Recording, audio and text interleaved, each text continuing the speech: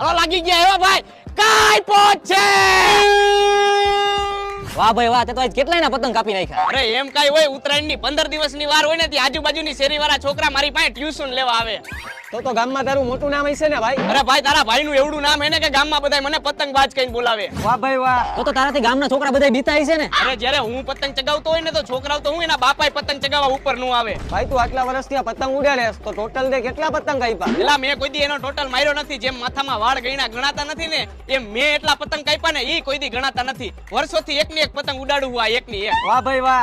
તો ભાઈ તને ઇનામ દેવાની જરૂર છે. એલા ઇનામ નહીં, મને નેશનલ એવોર્ડ મળવાનો હતો કેમ કે મેં ચોમાસામાં 4 મહિના એકની એક પતંગ ઉડાડી. ઓલા આવડા કરા પડ્યા ને તોય આપણી પતંગ હેઠી નથી ઉતરી. વાહ ભાઈ વાહ. એલા ભાઈ બસ લે, હવે આ તારી બધી વાતો સાંભળીને મને ઝાડા થઈ ગયા છે. તને તો વાત સાંભળતા થઈ ગયા હે ને જાડા. મને તો વાત કરતા થઈ ગયા હે જાડા.